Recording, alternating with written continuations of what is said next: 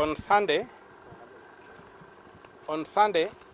I went to Langata police station, having seen what the president said in Mogosho, in Kisii, on the 16th, Saturday, whereby he issued a death threat against me and other people who have gone to court and successfully challenged his basically nonsensical housing, so-called housing fund, housing levy fund, or housing levy tax, whatever it is. So he made remarks whereby he directly isolated the people who had taken that case to court, and said that he was given a sword, the ceremonial sword was given at Kasarani, and that he was going to use that sword not to chop vegetables. He was not given that sword for chopping vegetables, but for dealing with crooks like myself and others who had gone to the High Court and successfully challenged this housing, so-called housing levy fund, or levy tax, or whatever it is, or affordable housing levy. So those remarks had two issues that got me concerned. The first issue was that the president was threatening violence against that group, and the kind of violence that exterminates. He was threatening to kill people by saying he's going to slash them. And another thing, the second thing, is that he deliberately dehumanized the people who went to court by calling them crooks. And that particular thing irked me. And I can tell you that, for me, there's no ground upon which Ruto can stand and call me a crook. People who know the history of this country know that both of us have been taken to court. And him, he was accused of theft, stealing public assets.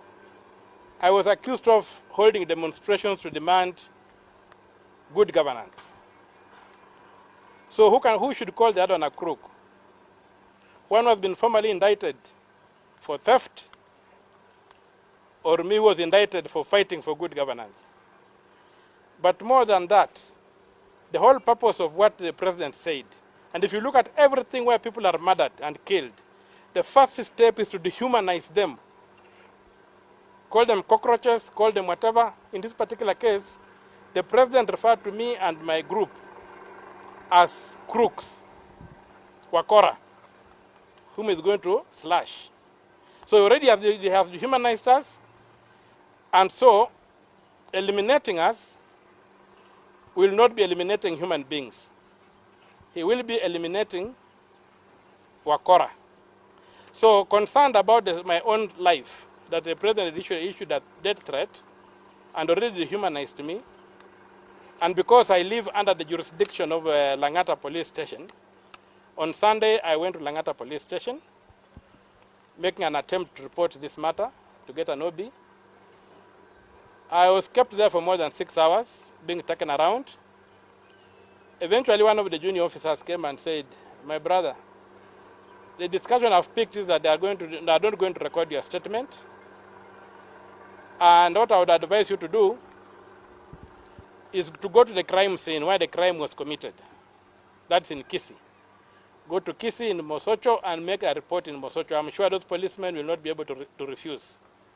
Because here, when they refuse, they might even argue that the question of jurisdiction, although it happened on national TV for you, they might argue that the question of jurisdiction does not allow them to be the first point of complaint." So taking that advice, I tried to get a flight yesterday to Kisumu or to Homa Bay. All the flights were booked until after next week. I could not get a flight. So, but given the concern I have about my own safety and the safety of the other people whom the president referred to as crooks, whom he is going to slash, the people who had gone to court and gotten orders against his housing levy fund, which the court declared to be unconstitutional.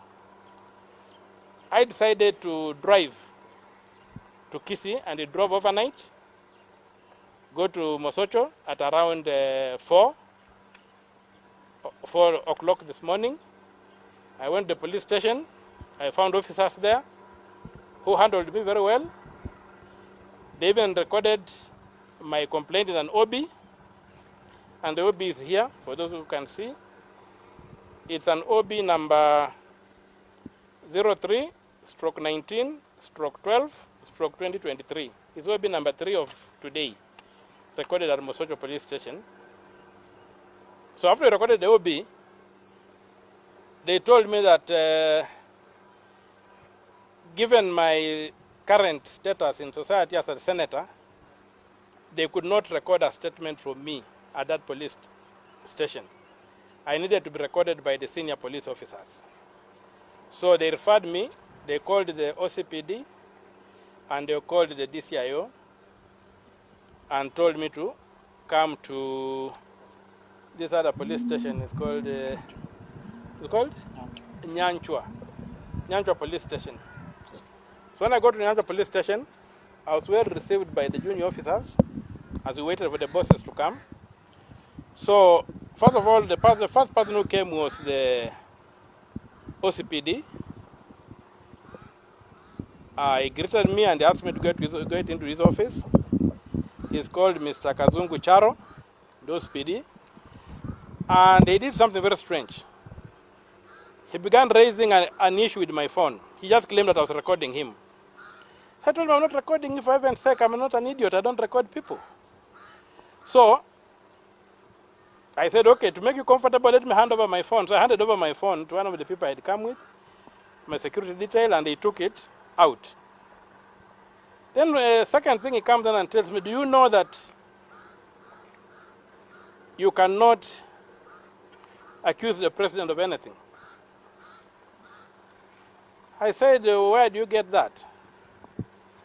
He says it's in the law. I asked him which section of the law. He didn't even know. So I told him, the only thing you can do is look at Article 143 and read it out, which he did.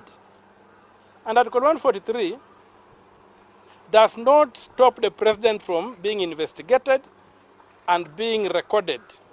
It only stops his being prosecuted. He cannot be prosecuted in a court. But the president can be arrested, the president can be processed criminally by the police. They have that power. The president is not above the law. So after I showed him that, he sort of became angry and began shouting at me and saying, I'm not going to record your statement. You can go anywhere you want, but we are not recording your statement. And so stop wasting your time here. Well, at that point, I saw that there was no point dealing with somebody who thinks he can operate outside the law. So I decided to say, okay, I will pack and go. And I intend to go to IPOA. I intend to go to the police headquarters. As for Mr. Kazungu, I'm going to sue him here in Kisii for denying me public services for which I pay. He earns a salary. He's supposed to serve all Kenyans. He was not supposed to argue with me, beginning to say that I'm bringing lies, that he was at the rally, he didn't hear the president say that. And that is how you create dictators. When you begin protecting and covering up for for violations of the law, and you are a law enforcer, you embolden the lawbreaker to do worse things than that. So from here, I'm going back to Nairobi, to the police headquarters. I'll try to get to Mr. Kome to record my statement, the Inspector General. And I also want to involve IPOA against Mr. Kazungu, as I also prosecute him for violating my right